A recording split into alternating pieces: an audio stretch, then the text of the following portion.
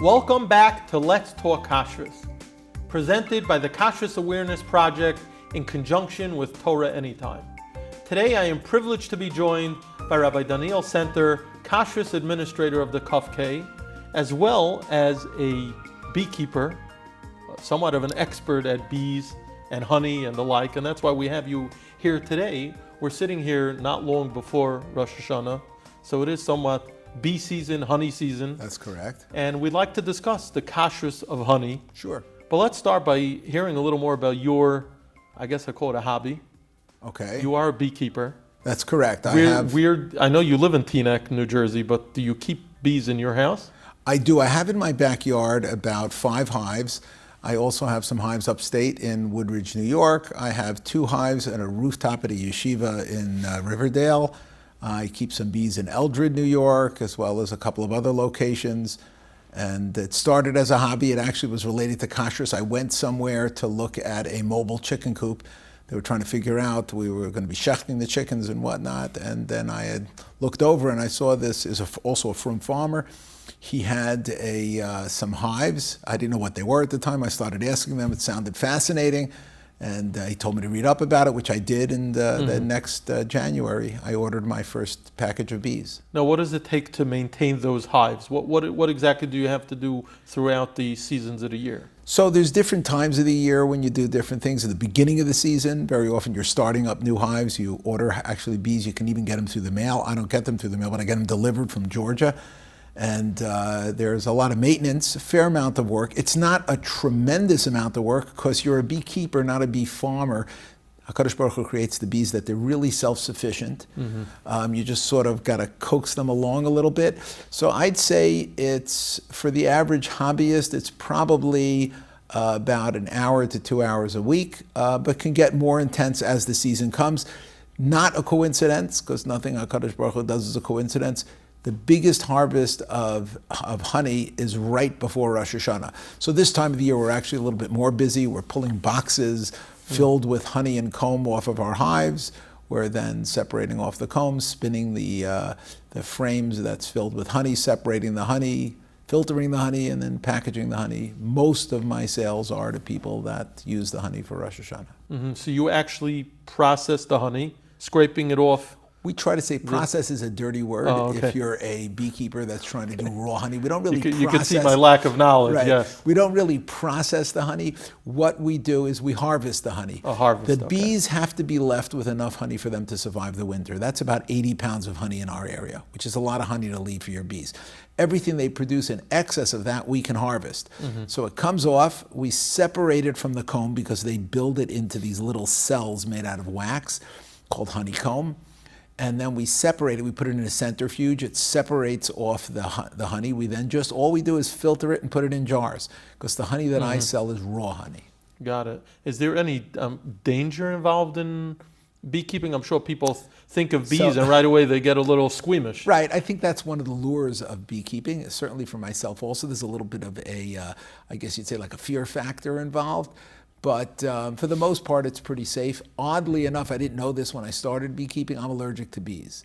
And initially, I actually got shots. I was at an allergist getting shots because it became inconvenient when I'd get a bee sting and I'd have a reaction.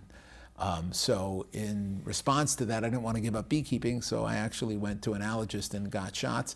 But I rarely get stung. I can't say it doesn't happen, but rarely do I get stung. If you work properly and you respect the bees and you take proper precautions, I obviously wear a suit when I go. I was going to ask you, you have to don a special outfit?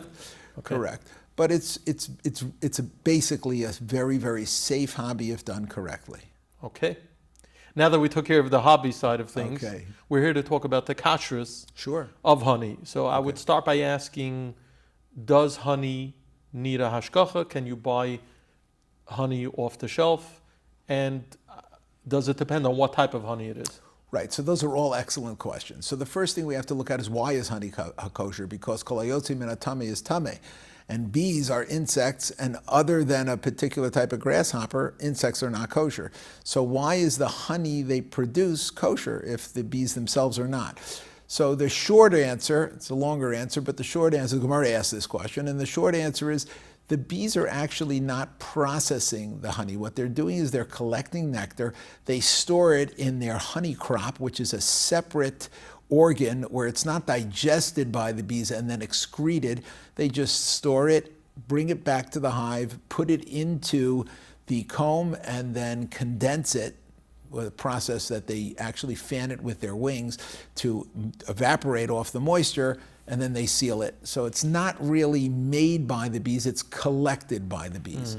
That's why honey is in fact kosher, to start off with.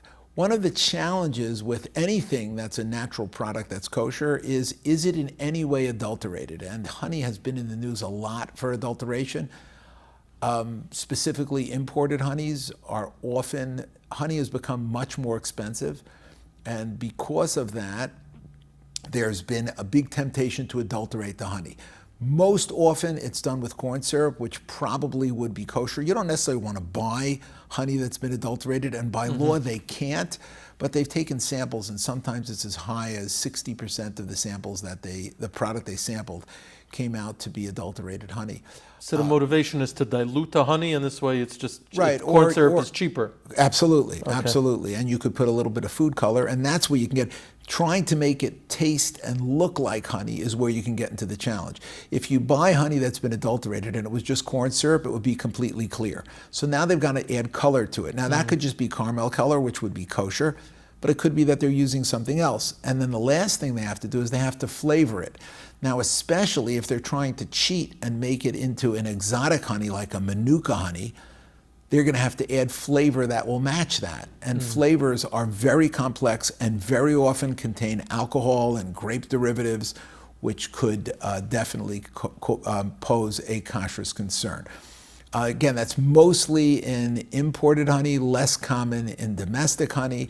But a separate problem that you can have with honey is raw honey, or small local beekeepers producing raw honey. There is no definition of what sounds like raw honey should be kosher. It's just raw honey. If you're not worried about adulteration, what would be the problem? So honey is what's called a supersaturation of sugars. When the bees collect it, I mentioned that they evaporate off the moisture to try to get the moisture content down, and therefore the sugar content up. They do that because that makes it store better. It won't mold. So, but the result is a super concentration of sugars, and the sugars naturally want to separate. What that does is, you've had honey sitting in your cupboard too long, it crystallizes. That's a normal process of the separation, and it gets that like gritty flavor. People see where it settles? Is that the settling It looks like process? crystals. Yes, it starts out on the bottom. You're right, because the crystals are heavy and they settle down. But over time, the whole thing will become solid. It'll become a solid mass. And that's the sugars separating from the suspension. To correct that, you use heat. Now, a responsible beekeeper will always use heat below hive temperature. Now, hive temperature can run in the heat of summer just around the lower numbers of Yatzaledis, about 110. So a responsible beekeeper will warm his honey at or below 110 degrees. It's a very, very slow process, and you really need a honey cabinet to do that. Most backyard beekeepers will take that honey that they'd have in a bucket, let's say a 5-gallon bucket or a 50-gallon drum, and they'll heat it up on their stovetop, which obviously could present problems. So there's been this big uptick in local beekeeping and beekeepers who are producing these micro productions of honey. Those honeys would be very suspect, because it's very, very common that this is honey that's crystallized already, and for the beekeeper to sell it, he's going to reliquefy it, and there's always a concern that if he doesn't have a separate honey house whereby he can do that in a safe environment where we're not worried about Kashrus compromise of equipment, we could have a very serious problem. Now, what is the difference between raw honey, which you refer to, and what I guess we know as processed honey? Okay, processed well, there's two processes. One would be pasteurization, and that could still be considered just pure honey. So the average commercial honey company, like Golden Blossom is the one that's most famous. that honey is heated to a very high temperature. And the reason why they do that, they heat it up to a super high temperature because that will dissolve all the crystals that are present in the honey. And what the honey does is it copies the crystallization. So if there's even the minute amount of crystallization, that speeds up the crystallization process. So commercial companies don't want raw honey. They want honey that's been heated to a high temperature, maybe even 160, 170 degrees. And what that will do is it'll completely liquefy any crystals that are there and extend the shelf life of the honey in a liquid form. The other thing that they do, which does not necessarily create a Kashrus problem, but the differentiation, raw honey is generally minimally filtered. It'll go through a filterization process, which is important because we want to remove any bee parts that might end up in the honey. Almost all, I can't say all, but almost all honey has been filtered. And if not, you'd see it. It would obviously even the raw honey. Almost all. Again, it's not micro filtered. It's filtered through a reasonable filter. By what standard? By a USDA standard? There is no standard. There's the no interesting standard. thing of honey, there's no definition of raw honey. Really? There's no legal definition of raw honey. So there's no legal requirement to remove bee parts or anything of that sort? Absolutely. Well, not only that, comb honey. It's not so clear that bee parts would create a Kashrus problem. Anyway, because the Gemara talks about that it'll be pugum. It's not going to add any positive flavor. And there are differing opinions. We try our best. All beekeepers try their best to remove any bee parts. You don't want it there anyway because, as the Gemara says, it's pugum. Bees have a very unpleasant flavor, and we would want to remove any bee parts. It's also very unsightly if you see a bee leg in somebody's honey. So we filter that anyway. Just about every beekeeper does that. However, there is something called comb honey, which I actually do sell a little bit of comb honey, and that where we take the honey inside the original comb and just cut out a section of the comb. And again, a responsible beekeeper carefully inspects that comb to make sure that there are no bee parts, or for that matter, a dead bee inside the comb. So as a summary, buying honey off the shelf, obviously you should buy with a hashgacha. It's always recommended. But if it doesn't have, if there is honey without hashgacha, or you're somewhere where you can't get honey with a hashgacha, what specific Again, guidelines I would can you recommend domestic or from a country that we know they've got a pretty careful monitoring that they're not adulterating the honey. That would be one. And number two, that you buy it from a company that is large enough that they have a dedicated what's called a honey house, which is where they harvest the honey, and they have a dedicated warmer. And that would be a larger company rather. Any of the larger beekeeping companies have such operations. One of these small micro backyard or small farm honey operations would be one I'd recommend you stay away from. Now, what is royal jelly, which I know is related to the field of honey? And are there any Kashrus concerns? So besides honey, there are other hive products, some of which are kosher, some of which are not. A good example of one that is kosher is the wax. Wax, which is tuffle, it basically is sort of carried by the fact that it's basically just a keli for the honey, is kosher. And that's actually comes from the bee itself. Wax is produced by a gland within the bee, but it is odorless and flavorless and is basically tuffle to it's inconsequential or is secondary to the honey and is therefore carried by the kashrus of the honey because it's basically just a vessel for the storage of honey. So what would it be used for, the wax, if it's so inconsequential? Beeswax actually, as we had stated, if you're buying honeycomb, which there are Hasidim that are makbid to eat honeycomb, specifically on Rosh Hashanah, they want on their table honeycomb, not just honey. And you actually eat it with the wax. It's a very good product if eaten properly. It's got bad mouthfeel. So if you eat it by itself, you're going to feel a very waxy consistency, but cut into little pieces, put into salad, or better, put on challah, is actually a very nice product. And the honey is the wax is considered secondary to the honey and is therefore kosher, even though it actually did originally derive from a bee. On the other hand, there's an interesting product called royal jelly. Royal jelly is also an excretion from the bees, but it has nothing to do with honey. When the bees decide they're going to make a new queen, they take a recently laid egg that the queen had laid, and they extend the size of the cell, the little compartment that that bee is developing in, and they feed that bee an excess amount of this secretion called royal jelly. And that will make that bee that otherwise would have developed into a regular worker bee into a queen bee. That product, there's a whole way you can manipulate the hive and harvest this royal jelly from within the hive, collect it, and then eat it. Why would anybody want to eat it? It's supposedly, I've never tasted it, but it's supposedly horrible. It's bitter and horrible. So the reason why there's this theory that it's a good medicine, or not medicine, but it would be a good like a remedy? A remedy for longevity. Oh. Why? The average bee lives 6 weeks. In the winter, 6 months. The queen bee, on the other hand, can live up to 6 years.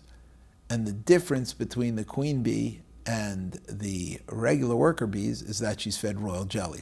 So people got this idea that it's the fountain of youth.